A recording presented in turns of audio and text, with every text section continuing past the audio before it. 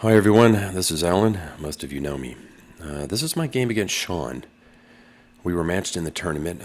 Sean is a Class B player. I am a Class A player. But Sean's been playing way above his station. He's been whacking 1900s with pneumatic regularity. So this is going to be an interesting game for two reasons. One, because I was going to win. And two, because Sean, in all seriousness, is very good at preparation.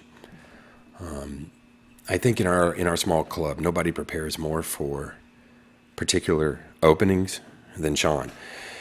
And this game generated a lot of publicity after some playful banter on Facebook and all the media getting involved. There was around 6,000 people in attendance, though I think that the addition of cheerleaders and synchronized swimmers was probably a bit excessive. So let's get into the game. Sean plays the English opening. I hate this opening. I can't stand it. Ugh, probably giving away too much about my own particular opening preparation. But let's take a look at this game. Sean plays C4. I play B6. Now, Sean knows my flank openings. Basically, anybody that knows anything about me in chess knows I play these flank openings. Don't even bother to argue with me about whether or not they're valid. I know they're not. I know that most of them are dubious in nature, but it leads to positions I understand, and I'm not going to play anybody that knows the Sicilian 30 moves down, or some other ridiculous opening.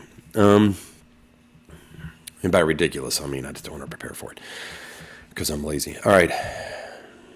After this, he plays knight c3. Everything's standard so far. I'm meeting the English opening with the English defense. d4. Nothing in itself is out of the ordinary. Now I play e6. I fully expect him to play e4. After e4, I can play f5, and I'm in good territory. He plays this instead. It's solid.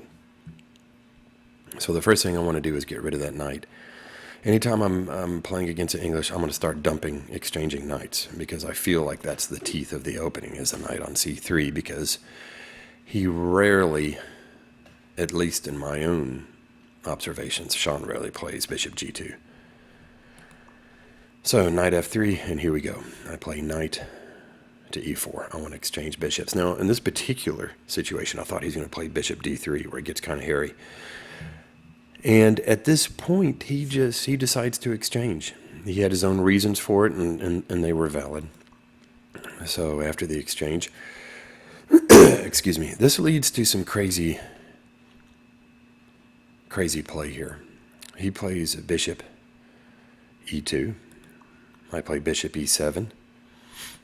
We both castle. Now he goes knight e5. This is very, very interesting. Now, before I get into all this, you may have known that my opening is transposed into the Queen's Indian defense. So what started out as English morphed into Queen's Indian, and I'm comfortable with that, though Sean later chided me for playing a mainstream opening, knowing my disdain for that kind of stuff. So after this, I play knight c6. Now let's take a look at this. I know this bishop is going to end up coming here. That's what I'm thinking. Bishop take, and then queen takes. And then he's hitting the diagonal. He's hitting the rook. If I defend here, knight takes, pawn takes, queen takes. He's up a pawn. I don't want to play here because that limits, where my knight on b8 is going to go. So at this particular point, I'm fearing bishop to f3 sometime in the near future. So I went ahead and played knight to c6. He plays f3. Now, when we threw this in analysis, this move, he was correct in this. f3 was a move. I thought maybe, and bishop to e3 isn't bad, but I thought he was going to hit me with that. But this leads to some interesting counterplay as well. Does bishop flee? I don't like it because he doubles up the pawns here. And this bishop doesn't really do a whole lot right there. He may even trade off and double pawns there. So let's see what happens. I have to take. Now, he's going to take as well. I knew he was going to take bishop right here, but I was comfortable with this. Even though it opens up this file for the rook, he has double pawns, and I figure that this one is going to be tough for him to hang on to. So he takes, and I pull the knight back to g6. There's really no other square for that to go back to. I'm certainly not going there. That's just ridiculous. bishop to d2, and then I play c5. And this is where it gets really hairy. At this particular point, I thought maybe b3. Analysis calls for g3. He plays a3, which is also good. So he's going to try to build a big pawn center up here. So this move right here, I think, was possibly a minor mistake on my part. Let's take a look at that again. Now, analysis calls for d6. I went here because I'm familiar with these kind of situations. I like being in locked positions like this, but he takes here. I can either take here or even push a pawn. If he takes, I take right here, and this pawn's still backwards. If he takes here and I take here, he takes, I take right here.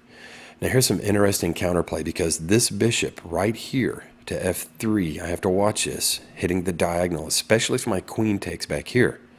For example, pop, pop, pop, pop, queen comes here, and I'm in a lot of trouble. So while that takes here, this takes here, this takes here, this takes here.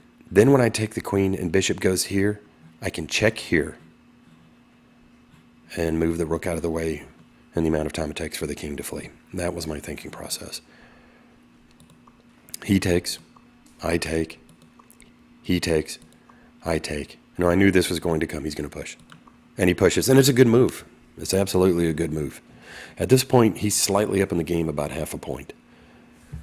Again, I just don't see how he can hold on to this pawn. That's my whole strategy at this point, is to rip this asunder once this goes, and then this is going to go. But then again, I have this horrible weakness here, so I have no choice. I'm going to have to play there. Now, I fully expect the b4 pawn, bishop will have to come here, and then somehow stay right here.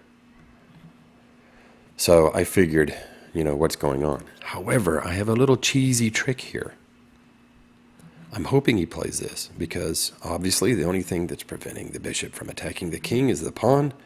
I push the pawn, and I pick up a piece.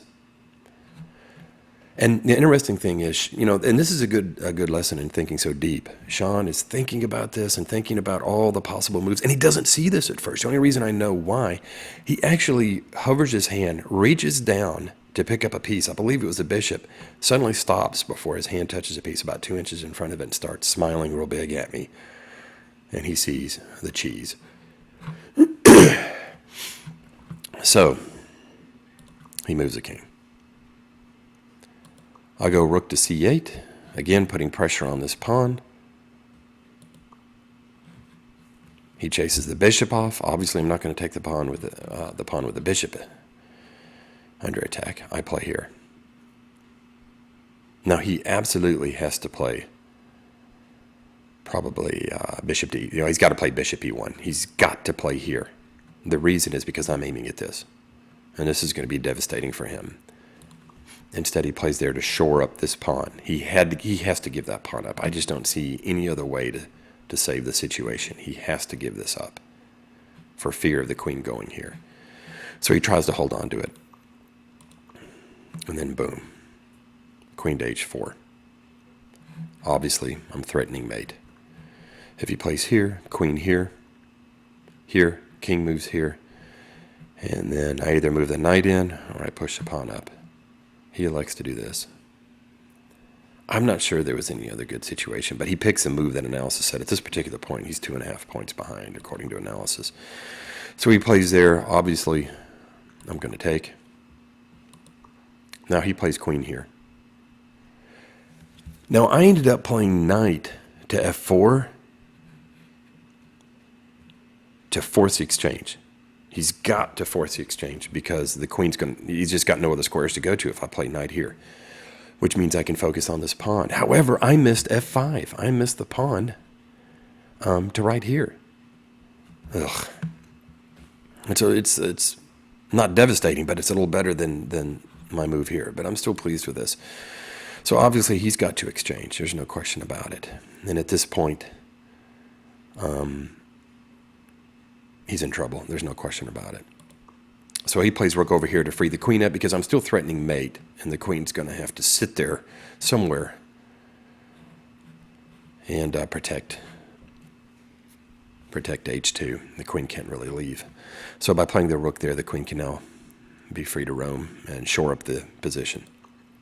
I play here. I almost played rook here, for the cheese, to take this pawn. He can't take because this hits here, but I was afraid of this coming down first. And I'm obviously not going to give up the open file. He plays here. I play rook to c1. Now, before we do that, I want to show you something here. This is a good move on his part. Let's go back. When he plays here, he's attacking here. He's attacking here. There's no other move other than the one that I have, because I have two pieces under attack. I have to exchange off. This is under attack from here. This is under attack from here, so I play here, forcing the rooks to exchange. And then he plays there. That's his second big mistake here. I end up playing, of course, h5. He just has to take. Now, in this particular situation, I have to be, obviously I can't take. If I take here, he would love to do this and exchange queens or back my queen. He protects the bishop, and he's getting a little bit in my face with that. So this is where I may be bad in opening preparation because my openings are so bad, or I may not be a good positional player, but I'm a good tactical player, and this saves my rear end every time. Rook here. Queen trying to protect the bishop still. I just got to get the queen off. Get that queen off that diagonal.